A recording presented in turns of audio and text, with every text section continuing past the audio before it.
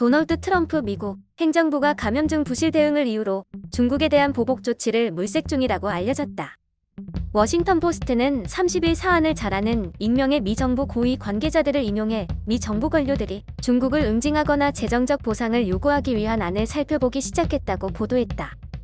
복수의 미 정부 기관 소속 고위 관계자들이 대중보복 조치를 취하기 위한 전략을 짜기 위해 이날 회동할 예정이라고 전해졌다. 모임에는 미 정보기관 관계자들도 자리한다.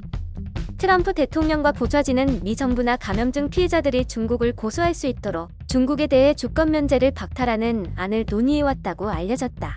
몇몇 관료들은 중국에 대한 채무를 일부 무효화시키자는 주장도 제기했다.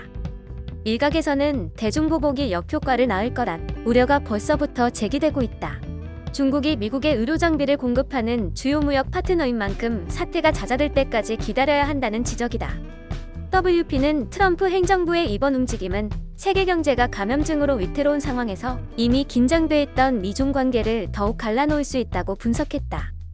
트럼프 대통령은 지난 27일 기자회견에서 감염증 피해와 관련해 중국에 배상금을 요구할 수도 있다고 말했다.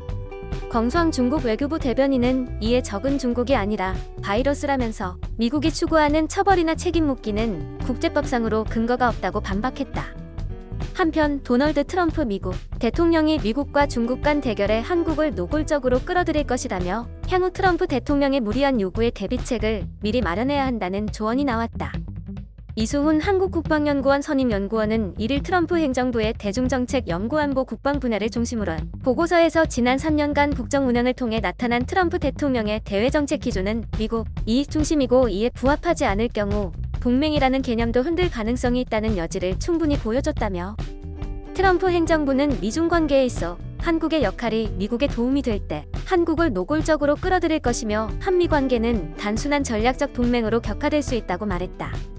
이 연구원은 한국 정부는 트럼프 대통령의 무리한 주문에 대비해야 한다며 국제관계 규범을 넘어 사업가 출신 트럼프 대통령의 성향을 면밀히 파악하고 한미관계를 구상해야 할 때가 왔다. 더는 한미관계를 자유주의 국제질서의 국제적 규범을 토대로 설명할 수 없다고 강조했다.